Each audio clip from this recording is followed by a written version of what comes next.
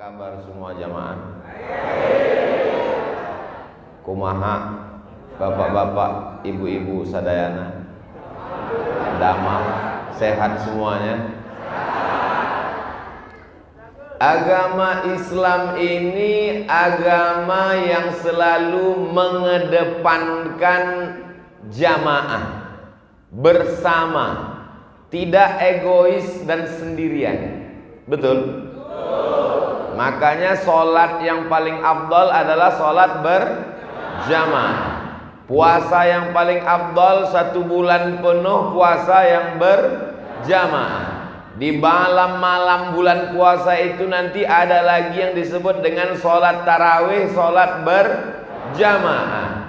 Kalau ada majelis zikir yang dilaksanakan beramai-ramai, maka dalam hadis dikatakan majtama'a qaumun fi baitin min buyutillah. Sekelompok orang berkumpul berjamaah ramai-ramai di rumah Allah, maka perkumpulan itu menyebabkan nazalat alaihimus sakinah, turun ketenangan, ghasyiyat bihimur rahmah, mereka diliputi rahmat kasih sayang Allah, haffat bihimul malaikah, mereka dikelilingi oleh para malaikat dan mereka dibanggakan Allah. Zakarahumullahu fiman indah. Malam ini jamaah ini dibanggakan Allah Subhanahu wa taala. Para kiai, para alim, para ulama, para ajengan, para guru, para habaib, pimpinan organisasi sosial kemasyarakatan, Bapak Camat, Bapak dan Ramil, Bapak Kapolsek, tak dapat saya sebutkan satu persatu. Semuanya dimuliakan Allah Subhanahu wa taala. Nabi Muhammad sallallahu alaihi wasallam seandainya sendiri saja bisa atau tidak? Bisa. Wala saufa yu'tika rabbuka fatarda. Tapi kalau kita lihat dalam perjalanannya, ada orang tua yang santun, Abu Bakar Siddiq. Ada anak muda yang gagah perkasa, Sayyidina Umar bin Khattab. Ada orang kaya, Sayyidina Utsman bin Affan. Ada anak muda yang cerdas, Sayyidina Ali bin Abi Thalib. Ada orang kaya yang dermawan, Abdurrahman bin Auf. Ada perempuan yang cerdas, setengah Islam ada di kepalanya, Sayyidatuna Aisyah radhiyallahu anha. Ini menunjukkan bahwa kalau ada orang berjuang sendirian, maka sesungguhnya spiritnya bukan spirit Islam. Termasuk acara malam ini bisa meriah, luar biasa, dan banyak yang biasa di luar. Ini adalah karena jamaah. Jamaahnya juga macam-macam. Ada yang tua mensupport, ada yang anak muda. Tadi yang memberikan kata sambutan anak muda. Lalu kemudian anak-anak muda yang mengawal saya dengan berbagai macam seragamnya, banyak sekali. Atributnya juga. Itu di mana jahitnya itu. Jadi berbagai macam bentuk peci, topi, logo, simbol, macam-macam modelnya. Tapi ketika niat baiknya satu, maka apa pesan Nabi Muhammad SAW? Alaikum bil jamaah. Hendaklah kamu berjamaah. Iyyakum wal furqah. Jangan sampai kamu berpecah belah. Al jama'atu rahmah. Berjamaah itu rahmat. Wal furqatu azab. Kalau berpecah belah itu azab. Makanya musuh-musuh Islam, musuh NKRI paling senang kalau kita berpecah belah. Nama teorinya divide et impera. Makanya kerajaan-kerajaan itu tumbang bukan karena Belandanya kuat, tapi karena di dalam kita rapuh dan tumbang. Datanglah dia dari Amsterdam, dari Leiden, menghancurkan kita. Tapi kemudian kita bersatu. Pada tahun 1905 dipelopori oleh Haji Saman Hudi. Di Solo ada orang-orang bisnismen, pedagang-pedagang yang orientasinya bukan hanya sekedar bisnis dagang untung menang kaya, beli mobil, beli rumah, tapi ada semangat persatuan. Mereka pun berkumpul membentuk apa yang disebut dengan Sarekat Dagang Islam. Jadi kalau mengatakan perjuangan Indonesia melawan Belanda hanya dipelopori oleh tokoh nasionalis, komunis, ini orang buta huruf sejarah. Dia tidak baca. Yang pertama kali organisasi memperjuangkan Islam adalah Sarekat Dagang Islam. Mereka dagang, jual batik di Solo, dan untungnya banyak. Tapi dia hanya tidak sekedar berpikir untung. Jadi pedagang-pedagang kita setelah hijrah itu dagangnya lanjut atau berhenti? Lanjut. Ini banyak sekarang pedagang bisnismen setelah hijrah berhenti. Gimana bisnisnya, Pak? Saya sudah serahkan pada Allah. Tidak benar. Khiyarukum fil jahiliyah, khiyarukum fil Islam. Kalau sebelum hijrahnya dia pedagang, maka setelah hijrah tetap dagang. Bedanya kalau dia dulu lintah darat, semua yang di air kalau naik ke darat itu nakalnya luar biasa. Lintah darat dan buaya. Yang dulunya riba, yang dulunya narkoba, yang dulunya pakai dukun, yang dulunya pakai pesugihan, babi ngepet, anjing jangan disinggung. Itu kalau sudah hijrah, maka dia tetap dagang, tetap bisnis. Gimana kamu bedanya sebelum ngaji dengan setelah ngaji? Dulu saya sebelum ngaji, Pak Ustadz, bisnis saya, ruko saya 100 pintu. Sekarang sejauh mata memandang. Ruko siapa? Nggak tahu punya siapa. Ya mesti punya kita. Kalau tidak akan diambil orang. Lalu kemudian pada tahun berikutnya tidak hanya sekedar dagangnya, berubah menjadi Sarekat Islam. Lalu kemudian banyak takhayul, bid'ah, khurafat. Dalam ejaan bahasa Indonesia lama, khurafat itu tulisannya coerapat. Maka singkatan itu disingkat dengan TBC, takhayul, bid'ah, khurafat. Kiai Haji Ahmad Dahlan risau dengan takhayul, bid'ah, khurafat. Akhirnya beliau pulang dari kota suci Makkah Al-Mukarramah, ingin mengembalikan umat kepada ajaran Sayyidina Muhammad sallallahu alaihi wasallam. Dibentuklah Muhammadiyah di Yogyakarta pada tahun 1912. Umat Islam yang tercabik-cabik, terpecah-pecah, ingin dikembalikan kepada persatuan. Wa'tasimu bihablillah. Pada tahun 1923 maka terbentuklah Persatuan Islam. Jadi itu berturut-turut terus. 1905 Sarekat Dagang Islam, 1912 Muhammadiyah, 1923 Persis, 1926 Hadratus Syekh Hasim Asy'ari, Kiai Haji Bisri Sansuri, Kiai Haji Wahab Hasbullah beserta para ulama menunjukkan kebangkitan para ulama. Itulah dia Nahdlatul Ulama. Lalu kemudian ulama pulang dari kota suci Makkah Al-Mukarramah di Bukit Tinggi, Inyak Jaho dengan Inyak Canduang, membentuk apa yang disebut dengan Persatuan Tarbiyah Islamiyah, Perti namanya. Lalu kemudian di Sumatera Utara, ibu kotanya Medan, ulama pulang dari kota suci Makkah Al-Mukarramah, Syekh Hasan Maksum namanya, murid-muridnya membuat organisasi. Karena ini sekarang sudah banyak terpecah belah, putus hubungan manusia dengan Allah, putus hubungan sesama manusia.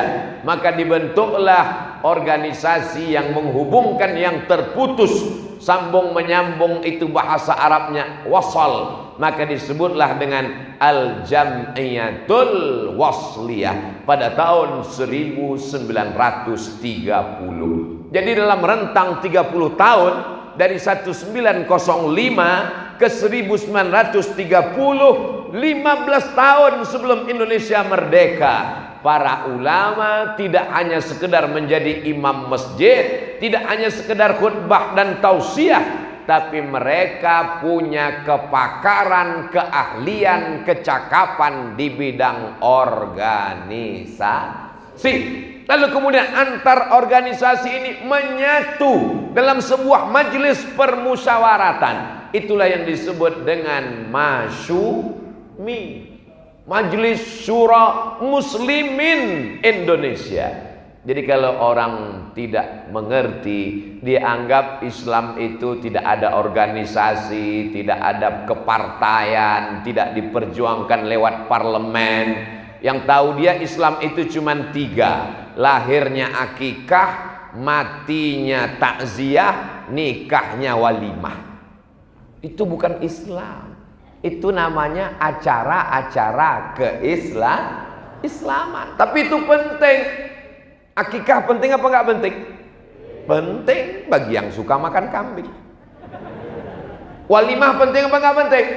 Penting. Kalau tidak ada walimah nanti disangka orang hubungannya gelap karena mati lampu.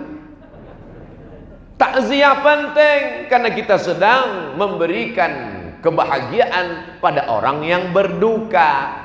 Tapi substansi dari segalanya, Isra Mi'raj, Maulid Nabi, nuzul Quran, tahun baru hijrah, halal bihalal, walimah, takziah, tahlil, itu semua adalah berjamaah. Jadi kalau kita memahami seperti itu, terkadang saya hadir di acara Nahdlatul Ulama tapi Persis tidak ada, hadir di acara Persis tapi Muhammadiyah tidak ada. Dalam sejarah perjalanan saya, baru di Garut inilah semuanya hadir. Luar biasa. Ustadz kok tahu semuanya hadir? Tadi di belakang kan dengar kata sambutan. Terhormat Ketua Nahdlatul Ulama, Ketua Muhammadiyah, Ketua Persis, anggota-anggotanya, pemuda Pancasila, brigade, macam-macam. Yang tidak saya sebutkan bukan karena nggak hadir, tapi karena saya nggak ingat. Jamaah yang dimuliakan Allah Subhanahu wa taala, inilah yang sedang dimiskinkan hari ini. Sengaja dicari titik-titik perbedaan antara yang pakai celana dengan yang pakai sarung, dibenturkan.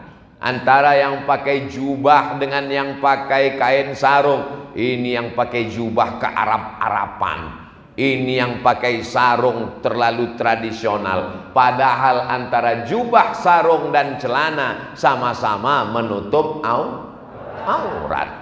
Kalau yang pakai celana dengan sarung dan jubah kelahi, yang ketawa yang nggak pakai celana.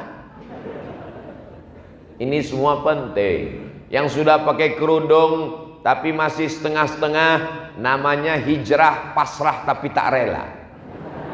Yang satu lagi jilbabnya sudah panjang, mestinya mereka saling berdamai, mestinya mereka saling berlapang dada untuk memanjangkan kudung jilbabnya. Tapi di lapangan justru mereka saling berkelahi antara jilbab panjang dengan jilbab pendek kelahi. Akhirnya yang ketawa yang nggak menutup kepala. Malah yang tidak menutup kepala bisa berdamai. Lalu kemudian mereka membalik logika berpikir itu. Lebih baik mana? Punya jilbab tapi suka kelahi, atau nggak pakai jilbab tapi orangnya baik? Akhirnya yang jawab pusing, karena yang nanya juga bingung. Kita terjebak pada logika-logika skolastik. Kita terjebak pada pilihan-pilihan yang tidak benar. Pilih mana? Antara orang yang pakai jilbab suka ngaji tapi suka bicara aib orang lain, atau orang yang tidak pakai jilbab nggak suka ngaji tapi baik. Dia lupa bahwa standar baik dalam Islam yang pertama adalah ya ayyuhalladzina iman, standar kebaikan. Mau meminang laki-laki, meminang anak perempuan, standar kebaikan yang pertama, idza ja'akum man tardawna dinan, din, agama yang pertama. Begitu juga ketika laki-laki menikahi perempuan, apa yang dipandang? Tungkahul mar'atu li arba'. Perempuan itu dinikahi karena 4. Limaliha, karena hartanya. Li hasabiha, karena nasab keturunannya. Li jamaliha, karena kecantikannya. Li diniha, karena agamanya. Di akhir hadis itu apa dikatakan? Fazfar bidzatid din, pandanglah karena agama. Sekarang dibolak-balik logika berpikir itu. Jangan tanya agamanya apa, yang penting baik. Maka kita tetap sekali Islam tetap. Tapi bukan berarti setelah pulang dari pengajian ini lalu kita membakar, menghancurkan. Tidak demikian. Islam ini paling siap untuk bertetangga, berteman dan bersahabat dengan saudara yang tidak seakidah.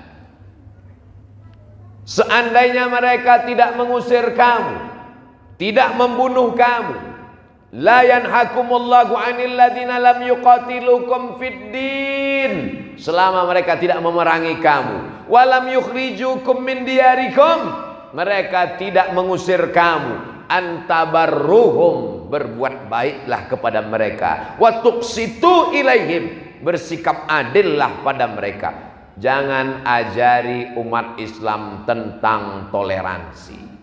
Mengajarkan tentang buat telur asin silakan. Tapi tentang toleransi, Islam ini bukan agama kemarin sore. Islam ini 14 abad pernah bertetangga dengan non-muslim. Di Madinah, Yahudi Bani Nadir, Yahudi Bani Quraizah, Yahudi Qainuqa, Yahudi Khaybar. Pindah ke Mesir. Di Mesir ada Kristen Ortodok Koptik. Pindah ke Lebanon. Di Lebanon ada Kristen Ortodok Maronit. Pindah ke Turki. Di Turki yang berkuasa Konstantin. Tapi mereka datang dengan penuh kedamaian. Karena agama mereka adalah agama yang berdasarkan keselamatan. Namanya Islam. Dan Tuhan yang disembah namanya adalah Allahumma antas salam. Tempat tinggalnya nanti di surga bernama wa adkhilnal jannata daras salam. Namanya Muslim. Tiap hari dia berkata, inna salati wa nusuki wa mahyaya wa mamati lillahi rabbil alamin, la syarika lahu wa bidzalika umirtu wa ana minal muslim. Berserah diri kepada Allah. Siapa itu muslim? Man salimal muslimun min lisanihi wa yadi. Selamat orang lain dari lisannya, selamat orang lain dari tangannya. Tangannya tidak kasar, lisannya tidak keras. Abdul Somad itu ngomong aja begitu lisan. Dari tadi ngomongnya keras. Saya tidak keras, mikrofonnya bagus. Kadang orang tidak bisa membedakan mana yang keras, mana yang tegas. Saya tidak keras. Belahlah dadaku, akan kau temukan sutra halus lembut di sana. Jamaah yang dimuliakan Allah Subhanahu wa taala. Poin yang pertama yang ingin Al-Faqir Abdul Somad sampaikan, bahwa yang terpenting di antara semua adalah berjamaah. Alhamdulillah, mengajari orang Garut berjamaah itu sama dengan mengajar itik berenang. Mereka adalah orang-orang yang berjamaah. Abdul Somad bisa datang kemari kan karena mereka sudah berjamaah. Lalu Abdul Somad menceramahi tentang jamaah, mubazir. Lalu apa yang perlu kita jaga? Inna syaitan qad ya'isa an ya'budahul musallun. Setan sudah putus asa menggoda orang Garut. Sudah putus asa. Begitu dia tahu, ini orang mana? Dari Garut. Aku putus asa. Walakin, akan tetapi fit tahrish, dia tanamkan bibit-bibit permusuhan. Gesekan-gesekan api kecil. Makanya ini lalang kering. Kalau ada gesekan api kecil, cepat-cepat dipadamkan. Dengan apa? Tabayyun. Dengan apa? Klarifikasi. Dengan apa? Pertemuan-pertemuan. Dengan apa? Ngaji bareng, duduk bersama. Kalau kelihatan wajahnya cemberut, nanya, ada apa guys? Mau dibawa kemana hubungan kita ini? Tapi sekarang susah kita mau ngelihat wajah orang cemberut. Kenapa? Pakai masker. Ustadz kok nggak pakai masker? Nggak ikut protokol kesehatan. Dari tadi masker nggak dilepas. Nih.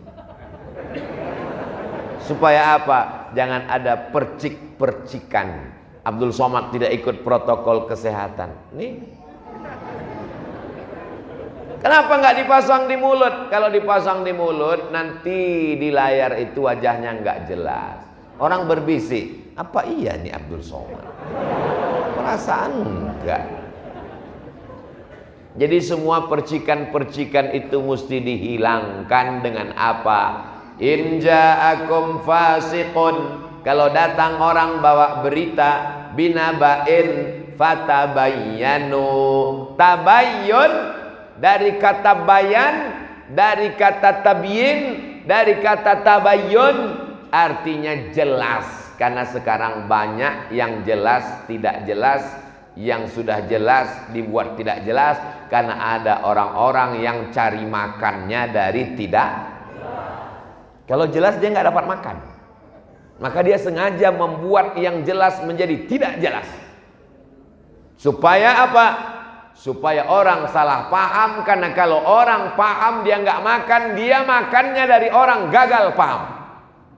Makanya ceramah saya alhamdulillah sampai hari ini semuanya terbuka, tidak ada yang tertutup, bisa diakses. Jangan tonton dari video yang sepotong-sepotong, tonton dari A sampai Z, dari awal sampai akhir di channel Ustadz Abdul Somad Official. Subscribe, like, share, and comment. Bisa dipertanggungjawabkan semuanya. Dan tausiah saya itu pakai poin. Poin 1, poin 2, poin 3. Malam ini akan saya sampaikan 4 poin. Supaya apa? Supaya yang anak-anak sekolah, kuliah biasa membuat kesimpulan. Dan intel-intel laporannya tepat, nggak salah. Bahwa poin yang pertama yang ingin saya sampaikan adalah jaga jamaah. Jamaah sholat sudah melimpah ruah sampai masjid nggak muat, sampai anak muda naik ke atas atap. Jamaah ibu-ibu melimpah ruah sampai ke belakang. Tapi jamaah mengentaskan kemiskinan, jamaah mengentaskan ekonomi umat. Masalah sholat diperdebatkan antara kaki kelingking ketemu apa enggak, nempel apa enggak, capek deh. Masalah kaki celana ke atas ke bawah dipotong apa tidak, khilafiyah. Ada yang kita sepakat, apa dia? Ketika tetangga kelaparan maka kita tidak sempurna keislaman. Tidak ada khilafiyah tentang itu, betul? Tapi di Garut semua sudah terselesaikan. Tadi datang anak muda membawa sendal dan sepatu, ngasih tahu, hai Ustadz Abdul Somad, ini program dari Garut, sendal dan sepatu dari kulit lembu asli Pak Ustadz. Dalam hati saya, betul. Dan satu sepatu ini akan membantu hasilnya untuk pondok-pondok pesantren yang tidak mampu. Hebat apa tidak hebat nih Garut? Hebat, produknya jalan. Orang sibuk sekarang kena PHK, dirumahkan akibat dari Covid. Berharap Covid selesai dengan 2 kali vaksin. Ibunya datang, Omikron. Tidak pernah selesai. Tapi orang Garut tidak sibuk memikirkan itu. Dia berpikir bagaimana supaya pondok pesantren terbantu, bagaimana supaya orang tidak dapat kerjaan punya kerjaan. Akhirnya tetap makan sapi, kulit sapinya dibawa ke pabrik buat sepatu, hasilnya tidak dinikmati sendiri. Dan tanah yang subur, cantik, indah ditanami kopi, kopinya dijual, minta endorse sama Ustadz Somad. Saudaraku dimanapun berada, kabar gembira bagi penikmat kopi. Minumlah kopi dari, selama ini dari kecil saya, yang tahu saya Garut ini cuman dodol. Ternyata sendalnya, sepatunya, jaketnya, kopinya luar biasa. Lain sumber daya alam, lain sumber daya manusia. Manusianya juga luar biasa. Berjamaahnya luar biasa. Menjaga ini jauh lebih sulit. Tapi insya Allah saya yakin dan percaya Allah akan menurunkan pertolongan dengan berjamaah. Nasrum minallah, pertolongan Allah. Wa fathun qarib, kemenangan dekat. Kenapa? Karena berjamaah. Idza jaa nasrullahi wal fath, kalau sudah datang pertolongan Allah dan kemenangan. Wa ra'aitan nasa yadkhuluna fi dinillahi afwaja. Ada saja anak-anak muda yang tua, layu, kering, kuning, mati, tumbuh padi yang hijau. Setelah itu padi menguning, dipanen, jadi gabah, jadi beras, habis, tumbuh padi yang baru. Patah tumbuh hilang berganti, hilang satu tumbuh 1000. Ini anak-anak muda. Acara ini terwujud karena persatuan anak muda yang didukung oleh orang tua. Di tempat lain anak muda sama orang tua kelahi. Anak muda buat baleho, yang muda, yang berkarya, yang tua tersinggung. Akhirnya tidak mensupport. Tapi di tempat kita yang tampil tadi memberikan kata sambutan adalah anak muda. Tapi anak muda sadar dia punya guru, maka dia sebutkan, alhamdulillah saya mendengar guru saya Kiai Cecep sudah hadir. Gurunya di belakang. Saya heran kok dia tahu. Berarti ada yang kirim WA. Menghormati orang tua ini penting, karena sekarang ada orang tua yang tidak siap dengan anak muda yang tampil karena kehilangan pamor. Berapa banyak ketua masjid nggak mau diganti sampai malaikat Israel yang datang. Berapa banyak imam padahal hurufnya sudah nggak jelas lagi, nggak mau.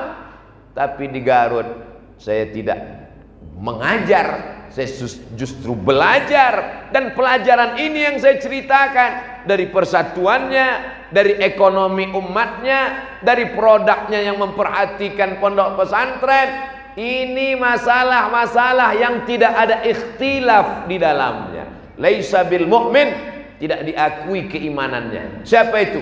Alladzi yabitu syab'anan, orang yang sanggup tidur dalam keadaan perut kenyang. Wajaruhu ila jambihi ja'i'un, tetangganya kelaparan. Itu tidak ada ikhtilaf. Masalah kunut subuh, mazhab Syafi'i berkunut, mazhab Hanafi dan Hambali tidak berkunut, mazhab Maliki berkunut tapi sebelum rukuk, mazhab Syafi'i berkunut setelah rukuk. Ustadz Somad tergantung imamnya. Jadi Ustadz nggak mau jadi imam. Kenapa? Batuk. Paling enak jadi makmum, tanggung jawabnya ringan. Oh kalau gitu Ustadz tidak mau bertanggung jawab, Ustadz yang meninggalkan tanggung jawab. Setiap masjid sudah ada imamnya, imam rotib. Kenapa kita kegatalan jadi imam? Kalaupun datang orang kemari hebat luar biasa, maka yang berkuasa tetap imam rotib, maka dia yang maju ke depan. Kemarin saya khutbah Jumat, ditanya siapa imamnya, silakan imam tetap yang maju ke depan. Kenapa kita mesti maju menjadi imam? Saya tidak mengerti apakah masjid ini pakai usolli atau tidak, apakah bismillahnya jahar atau sir, apakah selesai sholat zikirnya kuat atau pelan, apakah selesai sholat ada doa bersama atau tidak, apakah subuhnya pakai kunut atau tidak. Paling selamat biarkan imam yang ada. Itu metode dakwah saya. Yang penting disampaikan tentang yang tidak ada ikhtilaf di dalamnya. Ayat Al-Quran, hadis Nabi, pendapat para ulama. Adapun tentang masalah yang berbeda dalam masalah fikih, nata'awan fi mattafaqna wa nata'adzar fi makhtalafna. Pada perkara yang kita sepakati mari kita amalkan. Yang kita berlapang dada ketika melihat perbedaan, mari berlapang dada menerima perbedaan. Setuju? Yang nggak setuju nggak apa-apa. Saya biasa berbeda dengan orang lain. Jamaah yang dimuliakan Allah Subhanahu wa taala. Ini yang pertama, penting berjamaah. Yang kedua, setelah berjamaah ngumpul, targetnya apa? Ada target yang mau dicapai. Target kita apa? Oh, targetnya sekedar masjid penuh. Sudah. Targetnya masjid cantik, bagus. Sudah selesai. Marmernya sampai memanjat ke atap. Cantik. Awan sampai turun ke tengah. Balon pun ada nyangkut satu. Indah. Kacanya sudah dipasang keliling supaya jamaah di luar bisa melihat ke dalam, yang dalam bisa melihat keluar. Semua orang yang lewat dari jalan bisa melihat. Oh, ternyata tiang lebih banyak daripada orang. Yang di dalam juga bisa melihat keluar. Oh, ternyata mereka lebih banyak lalu lalang daripada sholat. Saudaraku yang berada di luar, kami melihat kamu di luar seperti melihat ikan mas koki. Kami sedang berada dalam akuarium yang besar. Jamaah yang dimuliakan Allah, target kita ke depan apa? Targetnya jangan lagi ada anak umat Islam yang tidak bisa baca Quran. Maka kita kirim guru-guru agama ke pedesaan, ke perkampungan. Setuju? Dikoordinir. Di sini yang kurang guru MDA berapa, guru ngaji berapa. Dari maghrib ke isya mesti ada yang ngaji, mesti ada yang jadi imam. Di satu daerah ada pondok pesantren, ada penghafal Qur'annya, banyak santrinya, tapi numpuk. Tapi di satu daerah tidak ada yang mengajar ngaji, tak ada yang bisa jadi khatib, tak ada yang bisa jadi imam. Ini kedua kelompok ini sedang saling membutuhkan. Mereka memerlukan guru mengaji, mereka tidak tahu mau mengajar kemana. Siapa yang bisa mengkomunikasikan ini? Inilah pentingnya dakwah ke perkampungan, ke pedesaan terisolir. Apa itu Abdul Somad? Ngomong tentang dakwah di perkampungan, dia ceramahnya cuma di kota-kota aja. Kalau yang ngundang bupati, gubernur, pejabat datang, tapi kalau di musola kecil nggak mau datang. Ini berarti belum lihat Instagram Abdul Somad. Saya ini ustadz hutan, masuk hutan keluar hutan, masuk kampung keluar kampung, sampai ke suku pedalaman, suku terasing, masuk ke dalam suku anak dalam di Jambi, masuk ke suku Akit bersama dompet duafa, masuk ke suku Talang Mama, naik perahu, naik sampan, digigit pacat dan lintah. Semua sudah dialami, dijalani. Jadi sampai hari ini masih ada program-program ini. Tidak bisa ternyata kita masuk ke pedalaman. Kenapa? Karena mereka masyarakat yang inklusif, tertutup, bahasanya berbeda, adat istiadatnya tak sama. Mereka tetap merasa kita asing. Kalau gagal kita masuk ke dalam, maka anak-anaknya yang ditarik untuk disekolahkan, masukkan ke pondok pesantren. Tidak cukup hanya kelas 6 pulang, kita mesti kuliahkan dia selesai S1. Tempat tinggalnya di mana? Carikan masjid-masjid yang perlu imam. Setelah tamat 4 tahun, nanti selesai itu kemana? Maka kita siapkan musola, pondok pesantren di pedalaman, tempat dia belajar. Supaya apa?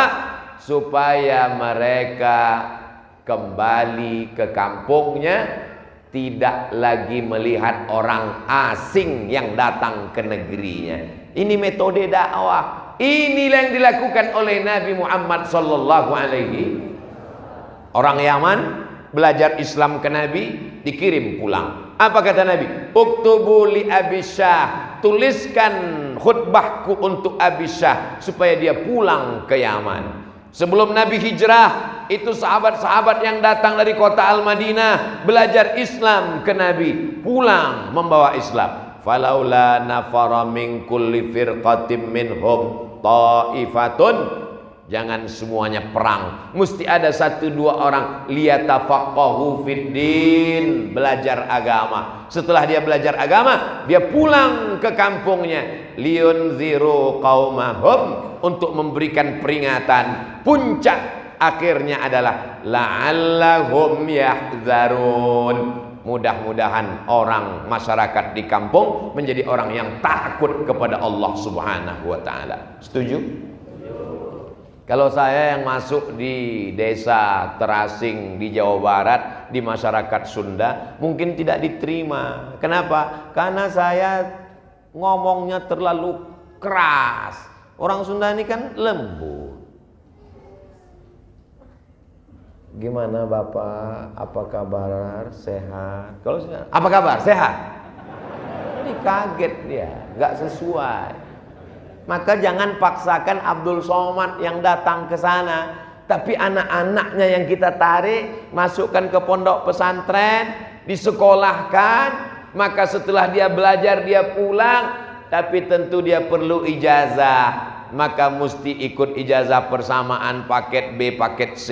Lalu kemudian kuliah. Mungkin nanti ada pengangkatan dai dari Kementerian Agama, atau ada tes CPNS, atau nanti ada pemilihan kepala desa, atau dia mau caleg 2024, dia sudah punya ijazah S1.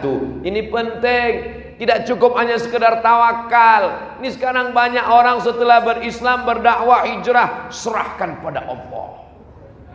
Gimana dakwah kita di perkampungan, di pedesaan? Ini agama Allah, akan ditolong Allah, serahkan pada Allah.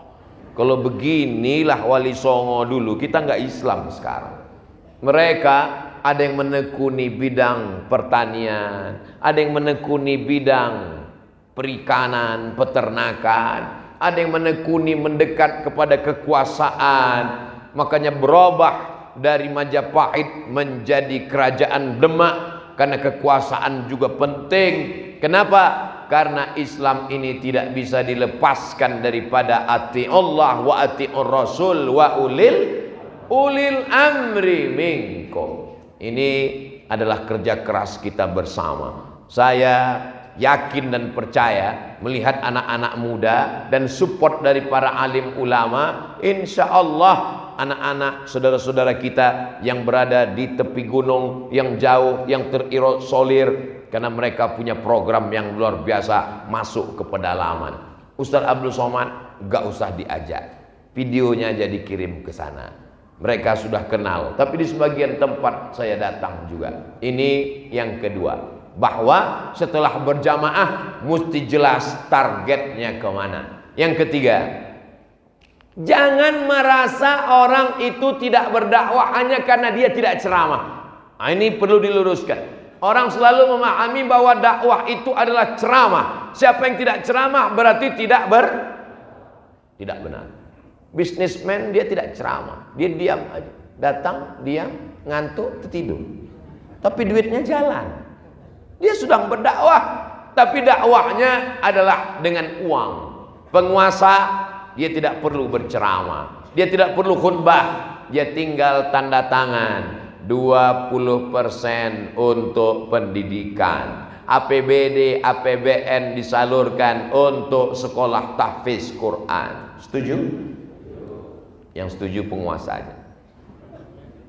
Jamaah yang dimuliakan Allah Subhanahu wa taala, yang namanya dakwah itu ada dakwah bil khitabah, ceramah, khutbah, kultum, tausiah, tapi ada dakwah bil quwwah, dakwah dengan kekuasaan. Mesti ada anak-anak muda ini yang menjadi calon legislatif, nanti duduk di parlemen memperjuangkan syariat Islam melalui partai. Betul?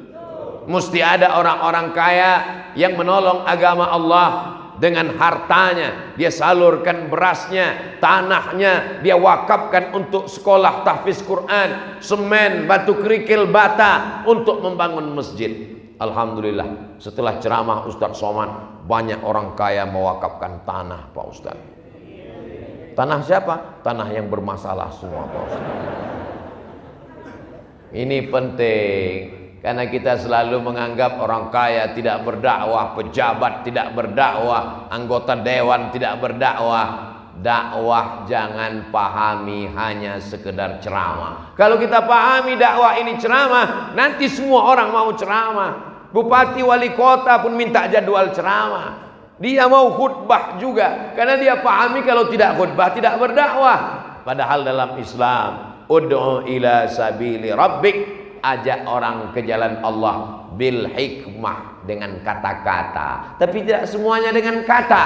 Wal mau'izatil hasanah, contoh suri tauladan yang baik. Ibu mungkin bukan profesor doktor, bukan kiai, bukan penceramah, tidak pernah di Al-Azhar, tidak pernah di Gontor, tidak pernah di pondok pesantren salafiyah, tapi ibu sedang berdakwah karena jilbab ibu panjang, karena akhlakul karimah ibu mendidik anak-anak. Anak-anak menjadi takut pacaran karena ibu tegas.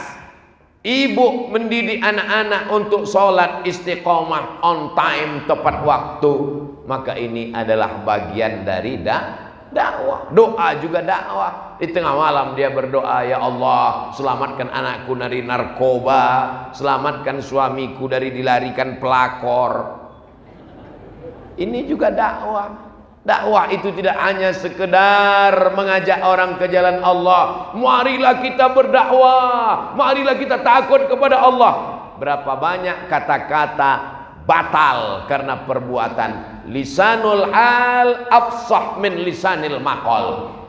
Perbuatan, action lebih utama daripada ucapan. Bahkan kalau di pedalaman itu tablik akbar nggak bisa. Saya berapa kali masuk ke pedalaman, nggak ada pengajian. Kenapa? Orang mereka nggak kenal.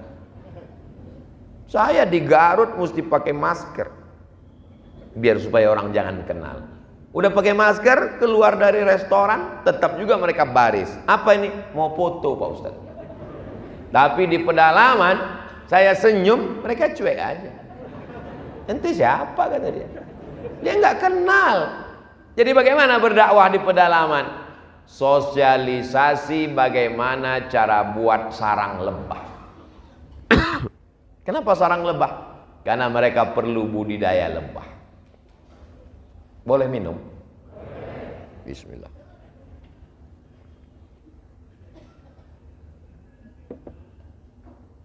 Ada suara saya di belakang.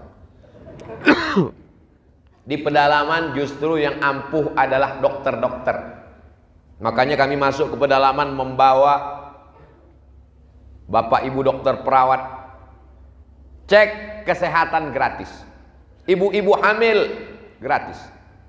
Khitan gratis. Makanya kalau ada adik-adik dari fakultas kedokteran, buat dakwah pedalaman, khitan gratis. Daftarkan anak dan suami Anda.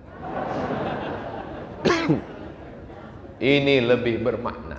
Kenapa demikian? Karena di dalam mereka tidak mengenal ceramah. Tapi begitu diadakan acara pengobatan gratis di halaman masjid, sahabat-sahabat saudara kita senegara NKRI, tapi tidak seakidah, masih animisme, masih menyembah pohon kayu, batu dan hantu, mereka datang mendekat ke masjid. Ketika masuk waktu sholat, mohon maaf Bapak Ibu, kami sholat dulu ya. Mereka duduk, selesai. Mereka bawakan kita kelapa untuk minum. Dia tahu kita tidak minum dari tempat mungkin bekas khamar, lalu kita minum air kelapa. Dia bawakan kita ikan hasil tangkapannya. Dia tahu kita makan ikan, tidak yang lain karena haram. Dia tahu, mengerti. Mungkin bapak-bapaknya tidak bisa lagi diceramahi, tapi anak-anaknya, dakwah melalui anak-anaknya. Ini penting, karena banyak orang menganggap si Anu itu tidak berdakwah. Ngapain jauh-jauh ke Kairo? Pulang dari Mesir nggak pernah ceramah. Dia di mana sekarang? Dia buka trapel haji dan umroh. Itulah Pak Ustadz, nggak pernah ceramah. Loh, dia memang nggak ceramah, tapi hasil dari trapel haji dan umrohnya, dia berangkatkan imam-imam, khotib-khotib, guru ngaji. Dia berikan santunan. Ada bupati wali kota yang tidak pernah ceramah, tapi dalam programnya memberikan santunan tiap bulan pada penggali kubur. Penggali kubur tidak pernah diperhatikan, padahal orang mati tidak bisa menggali kuburannya sendiri. Siapa yang memperhatikan penggali kubur? Siapa yang memperhatikan yang memandikan jenazah? Ibu-ibu perhatikan itu, siapa yang memandikan jenazah. Karena kalau tidak kita perhatikan orang yang memandikan jenazah, memangnya mau jenazah kita dimandikan dorsmer? Penting. Nampaknya sepele, remeh-temeh, tapi kita tidak memperhatikan. Ada orang yang memperhatikan itu dengan APBD-nya. Dibuatkan Badan Amil Zakat Nasional. Orang-orang yang berhasil bisnisnya, bayarkan zakatnya ke Badan Amil Zakat Nasional. Karena kalau cuma satu orang bayar sendiri, hanya cukup untuk orang di sekitarnya saja. Tapi kalau umat sudah menyatukan zakatnya, maka banyak yang terbantu dan tertolong. Ini juga bagian dari dakwah. Pertama, berjamaah. Yang kedua, bahwa kita mesti punya target apa cita-cita ke depan. Yang ketiga, jangan menghukum orang tidak berdakwah hanya dia tidak ceramah. Poin yang terakhir, yang keempat adalah bahwa siapa di antara kita yang paling mulia? Bukan Abdul Somad yang dapat kursi dan meja malam ini. Masya Allah, namanya panjang sekali. Yang mulia boleh jadi yang tidak tampil malam ini ke depan, tidak memberikan kata sambutan, tapi acara ini terwujud karena tetes peluh keringatnya. Maka di hadapan Allah dia lebih dulu masuk surga daripada kita. Betul? Itu untuk menyenangkan hati mereka yang tak tampil malam ini. Inna akramakum indallahi atqakum. Yang paling mulia di sisi Allah adalah yang paling takwa, paling takut kepada Allah. Jadi saya takut dalam hati saya, di tengah malam saya bangun sendirian, ada rasa takut. Jangan-jangan amal ceramahku ini sudah habis, dihabiskan oleh follower, viewer, dan subscriber. Apalagi yang tertinggal? Yang tertinggal hanya Allahumma sholli ala Sayyidina Muhammad wa ala ali Sayyidina Muhammad. Jangan pernah angkuh dengan amal kita. Kalau bukan karena saya, gak jadi acara itu kemarin. Kalau bukan karena kami, gak terwujud. Ini bisikan-bisikan setan. Tapi jangan lupa, setan itu kerjanya cuma ngipas-ngipas aja. Kalau tidak ada apinya, setengah mati ngipas tidak akan mungkin terbakar, karena tidak ada api. Apinya itu datang dari kita. Setan hanya nambah saja. Jadi sebetulnya setan ini pun tidak terlalu salah juga. Kadang kasihan juga kita dengan setan. Dikit-dikit setan, dikit-dikit setan. Kata setan, aku cuma dikit.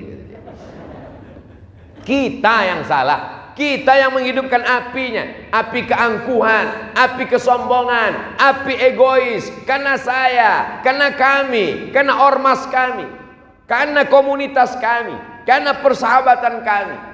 Makanya semuanya berawal mesti wa ma umiru illa liya'budullah mukhlisi ikhlas.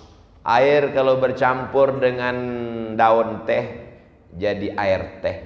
Kalau bercampur dengan biji kopi, air kopi. Kalau bercampur dengan susu kambing, jadi air susu. Bercampur dengan gula, jadi air manis. Tapi air yang tidak bercampur dengan apa-apa, itulah dia air yang ikhlas. Malam ini saya dikasih air ikhlas. Ustadz, jangan dikasih air yang bercampur, karena lehernya panas. Kalau dikasih air gula, pita suaranya rusak. Kasihlah dia air yang ikhlas, yang tidak tercampur, terkontaminasi dengan apa-apa. Apa iya Abdul Somad itu ikhlas? Jangan-jangan dia datang kan karena diundang. Dia semangat kan karena orang ramai. Dia semangat kan karena mikrofon sound sistemnya bagus. Sama seperti orang kuliah. Kamu cari ilmu apa cari ijazah? Saya cari ilmu. Kalau cari ilmu nggak usah urus ijazah. Kamu nikah karena ngelihat wajahnya atau cinta? Karena cinta. Kalau memang betul cinta, jatuh cintalah dengan nenek-nenek. Itulah cinta yang paling ikhlas. Jadi kalau ada anak muda masih update status, bukan berarti merusak keikhlasannya. Kalau malam ini ada yang posting berita, bukan berarti merusak keikhlasannya. Justru yang tidak jadi beramal karena takut dipuji, itu justru menjadi riya. Kata Imam Fudail bin Iyad, Dikutip oleh Imam Al-Ghazali dalam kitab Ihya Ulumuddin, tarkul amal li ajlin nas riya. Tidak jadi beramal karena takut dipuji orang, riya. Kamu sudah menggabungkan diri dengan remaja masjid, saya takut riya. Kamu nggak ikut gerakan anak muda, saya takut riya. Kamu nggak ke masjid, saya sholatnya di rumah takut riya. Pas ditanya orang di rumah, Pak, Bu, Bapak sholat di rumah? Enggak juga. Terus sholatnya di mana? Di Masjidil Haram. Bagaimana kita mau memperbaiki hati kita kalau kita tidak beramal? Jadi anak-anak muda yang sudah sholat di masjid, satu gang satu jalan memujimu, kau tetap ke masjid. Anjing menggonggong kapilah. Baru ini saya nyebut anjing, sudah hampir 1 jam ngomong. Jamaah yang dimuliakan Allah Subhanahu wa ta'ala, kalau ada yang muji-muji kalian anak muda, mau kemana? Mau ke masjid, doakan adik ya. Mau kemana? Mau ke masjid. Kemari anak muda yang ke masjid itu 2 hari sholat, habis itu mati. Itu adalah ujian. Bro, ayo kita ngaji yuk. Masa kita mabuk-mabuk terus? Masa kita sakau-sakau terus? Urus surgamu, jangan urus nerakaku. Ini ujian dakwah. Aku mabuk, uangku. Aku sakau, diriku. Aku pakai narkoba, bukan urusanmu. Memang bukan urusanku. Tapi kalau gempa tsunami datang, yang hancur bukan cuman rumahmu, rumahku juga ikut datang. Memangnya kalau bumi ini bergoncang cuman rumah yang mabuk aja yang bergoncang? Rumah yang ke masjid, masjidnya pun bergoncang juga. Memangnya kalau banjir bandang datang, airnya ngelihat, kita masuk kemana ya? Ke rumah ini aja yang sakau nih. Masuk semuanya. Makanya kita diajarkan amar ma'ruf nahi mungkar. Tapi kalau ada kawan yang hijrah, yang taubat, jangan katakan gara-gara saya. Kenapa dia sekarang enggak minum lagi? Saya yang menyelamatkan dia. Kalau enggak udah masuk neraka jahanam itu. Karena Allah. Allahumma hdina, berikan kami hidayah. Wahdi bina, orang lain dapat hidayah melalui jalan. Bisa jadi karena lisan, tapi bisa jadi bukan karena lisan. Kamu tobatnya kenapa? Pernah dia ceramahi kamu? Enggak. Terus kamu tobat kenapa? Saya ngelihat dia waktu anaknya operasi, dia tetap sholat berjamaah. Disitulah saya terkagum-kagum dengan dia. Malah saya nggak respect dengan si Anu itu. Bolak-balik ngajak sholat berjamaah, tapi nggak sholat berjamaah. Ini semua adalah dakwah. Dakwah mengajak orang ke jalan Allah. Tapi siapa yang paling mulia di antara kita? Yang mulia adalah yang paling ikhlas. Doakan Abdul Somad mati dalam keadaan la ilaha illallah. Doakan guru-guru kita semuanya panjang umur, sehat badan. Kiai kita matta'anallahu bituli umurihim, kita mendapatkan nikmat barokah karena usia mereka panjang insyaallah. Amin. Seandainya umur kita sampai besok pagi, tambahan amal soleh. Seandainya kita mati malam ini, berhenti dari buat dosa. Simple, tidak ribet, tidak jelimet, tidak susah, tidak payah. Ustadz Somad, kami akan berangkat ke Papua. Tolong doakan kami berjihad karena kami menjaga NKRI. Andai kau duduk di rumahmu dengan istrimu, dengan anakmu, pun tetap mati kalau ajal tiba. Berapa banyak orang mati habis jogging? Berapa banyak orang mati sedang ceramah? Berapa banyak orang mati sedang baca Quran? Berapa banyak orang mati sedang tidur? Berapa banyak orang yang perang tapi tidak mati, pulang dalam keadaan sehat? Mati kuasa Allah. La haula wala quwata illa billah. Berangkatlah menjaga NKRI. Selamatkan Indonesia. Selamatkan persatuan bangsa. Kuatkan istri dan anak di rumah. Kalau tak mati kata Allah tidak. Tapi jangan gara-gara ini lalu besok pergi kerja nggak pakai helm. Istrinya nanya, "Aa nggak pakai helm?" "Kalau tidak mati," kata Allah. Tidak. Memang nggak mati, tapi kena tilang. Jamaah yang dimuliakan Allah Subhanahu wa taala. Ini sekarang ada orang yang amat sangat menjaga hatinya, takut nggak ikhlas lalu tidak beramal.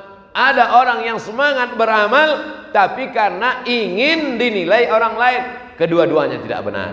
Kita beramal, kalau ada bisikan-bisikan dalam hati, istighfar, minta tolong kepada Allah.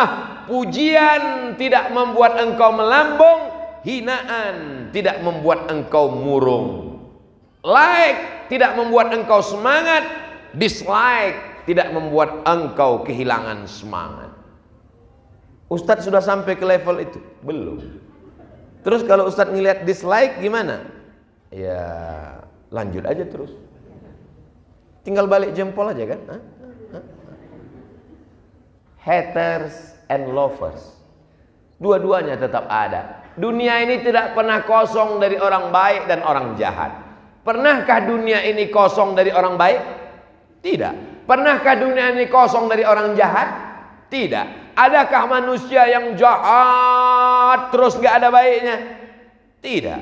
Ada kawan saya Pak Ustadz jahat terus, berarti setan. Adakah manusia yang baik terus gak ada baiknya? Gak ada. Kalau baik terus gak ada salahnya, malaikat. Salah terus gak ada baiknya, setan. Kita bukan setan dan bukan pula malaikat. Kita adalah manusia, kadang baik, kadang jahat. Tapi ada yang levelnya sudah mutmainnah. Ya ayyatuhan nafsul mutmainnah. Subuh berjamaah, duha, istiqomah, zuhur berjamaah, nggak pacaran, ikut ngaji. Mudah-mudahan anak muda yang hadir malam ini yang pacaran segera putus. Lebih 40 putus semua kayaknya. Putus menjelang subuh, besok duha dipinang dengan bismillah. Yang bilang amin yang udah ada calon aja. Yang belum ada calon, Allah akan mendatangkan calonnya insyaallah. Kuat sekali, amin. Sulitkah bagi Allah mempertemukan engkau? Tidak ada yang sulit. Man from laki-laki dari Mars, woman from Venus. Perempuan dari planet Venus bertemu di planet bumi, kata orang barat. Jadi orang barat ceritanya dunia ilmiah. Perempuan dari Venus, laki-laki dari Mars ketemu di bumi. Tapi kalau orang Indonesia, asam di gunung, garam di laut, ketemunya dalam restoran. Dia selalu cerita kuliner, makan dan makan. Tapi sebenarnya itu filosofi supaya kita tidak putus asa bahwa Allah punya kuasa. Langkah, rezeki, pertemuan, maut, kita hanya mengusahakan. Tapi ketentuan akhirnya adalah innama amruhu idza arada syai'an ayyakula lahu kun fayakun. Sama seperti kedatangan saya malam ini. Berapa banyak yang sudah kita rencanakan tertunda, tidak jadi, ada saja halangan. Tapi kalau Allah sudah menghendaki, akhirnya kita bertemu. Berapa banyak pertemuan yang sudah direncanakan, terhalang karena mati lampu, terhalang karena hujan lebat, terhalang karena sound system rusak, terhalang karena ustadznya sakit. Tapi berapa banyak pula yang pengumumannya, Ustadz Somad lihat nih fotonya, di masjid sudah melimpah ruah. Kapan ini diumumkan? Siang tadi, baru siang diumumkan. Jamaah sudah datang melimpah ruah. Siapa yang mengikat hati manusia sebanyak ini? Apa ada pembagian sembako ini? Apa ada pembagian sawer dari caleg ini? Tidak ada. 2024 masih jauh. Ini yang membuat datang adalah kecintaan kepada Nabi Muhammad sallallahu alaihi wasallam. Hai Abdul Somad, selama yang kau sampaikan ayat Quran, selama yang kau sampaikan hadis Nabi, selama yang kau sampaikan solawat yang baik-baik, kami ikut dengan engkau. Tapi begitu engkau salah, engkau melenceng, kami yang akan meluruskan engkau pertama kali. Siap? Abdul Somad diikuti karena benar. Abdul Somad kalau salah, maka luruskan dia. Jangan sampai keyakinan kita like and dislike. Kalau kita senang, walaupun orang itu salah, tetap kita ikut. Tapi kalau kita benci, walaupun orang itu benar, selalu dianggap salah. Itu bukan ajaran Islam. Itu ajaran like and dislike. Kita tidak demikian. Kenali orang dengan kebenaran, jangan kenali kebenaran dengan orang. Kalau kita sudah punya ukuran bahwa 1 meter itu adalah 100 cm, 1 meter 100 cm, maka tidak bisa ditawar-tawar. Walaupun Abdul Somad yang datang membawa tongkat panjangnya 99 cm, apakah dia diterima sebagai 1 meter? Tidak, karena tidak cukup 100 cm. Setuju? Kita mesti punya standar. Standar inilah syariat. Syariat itu datang dari Allah, diturunkan kepada Nabi Muhammad sallallahu alaihi wasallam. Taraktu fikum amraini, kutinggalkan pada kamu 2 saja. In tamasaktum bihima, kalau kamu pegang standar yang 2 ini, lan tadillu abada, kamu tak akan sesat selamanya. Kitab Allah, Al-Quran, wa sunnati, dan sunnah Rasulullah sallallahu alaihi wasallam.